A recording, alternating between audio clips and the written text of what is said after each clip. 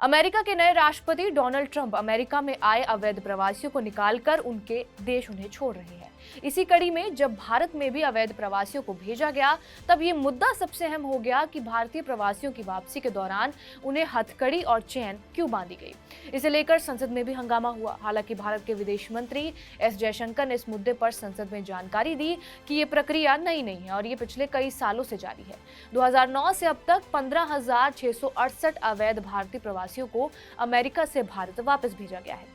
लेकिन इन सबके बीच समझना जरूरी है कि आखिर कानून क्या कहता है।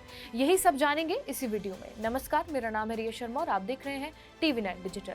असल में अमेरिका से भारत लौटे 104 अवैध प्रवासियों में से ज्यादातर हरियाणा, गुजरात, पंजाब, महाराष्ट्र, उत्तर प्रदेश और चंडीगढ़ से थे। एस जयशंकर ने बताया कि इन प्रवासियों की वापसी का प्रबंधन अमेरिकी इमिग्रेशन और कस्टम्स एनफोर्समेंट यानी कि ICE द्वारा किया जाता है और ये प्रक्रिया तय किए गए प्रोटोकॉल के अनुसार होती है। उन्होंने ये भी कहा कि महिलाएं और बच्चे इस प्रक्रिया में कभी भी बंधे नहीं जाते हैं। एक रिपोर्ट के मुताबिक अमेरिका कानून के तहत जब प्रवासियों को डिटेन किया जाता है तो उनका स्थानांतरण ICE द्वारा संचालित केंद्रों में किया जाता है। इन केंद्रों में 41,500 तक लोग रखे जाते हैं।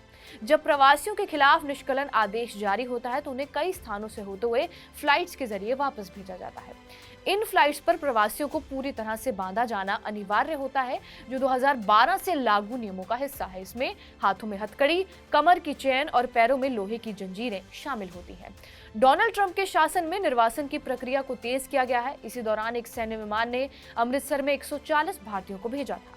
ICE के नियमों के मुताबिक सभी डिटेनियों को विमान में बंधे हुए रखना जरूरी होता है। हालांकि बच्चों और उनके माता पिता को बांधने की जरूरत नहीं होती है। विमान में उनके साथ 13 से 20 सुरक्षा गार्ड्स होते हैं और किसी भी चिकित्सा आपात स्थिति से निपटने के लिए चिकित्सा यानी कि मेडिकल कर्मचारी वहां पर मौजूद रहता है। ICE नीति के मुताबिक प्रवासियों को डिटेंशन फ्लाइट्स पर कोई हैंड लगेज नहीं ले जाने दिया जाता। उन्हें सिर्फ एक चेक्ड बैग ले जाने की परमिशन होती है, जिसका वजन 18 किलोग्राम तक हो सकता है। साथ ही भोजन भी प्रवासियों को ट्रांजिट के दौरान ही दिया जाता है। इन फ्लाइट्स पर विशेष सुरक्षा और मेडिकल नियम लागू होते हैं ताकि किसी भी प्रकार की परेशानी से बचा जा सके। फिलहाल ये तो हुई अमेरिकी कानून की बात, लेकिन इधर मामले में विपक्षी दल विदेश मंत्री के जवाब से संतुष्ट नहीं हुए। उन्होंने भारतीयों के साथ अमानवीय व्यवहार करने का आरोप लगाते हुए केंद्र सरकार की आलोचना की। उनकी माने तो ये प्रक्रिया मानवीय दृष्टिकोण से दूर थी और इसे बेहतर तरीके से किया जाना चाहिए था। अब आगे क्या होगा ये तो समय बताएगा, लेकिन ट्रंप के तेवर कम नहीं हो रहे हैं और वो लगातार अवैध प्रवासियों को उनके देश भेजते जा रहे हैं।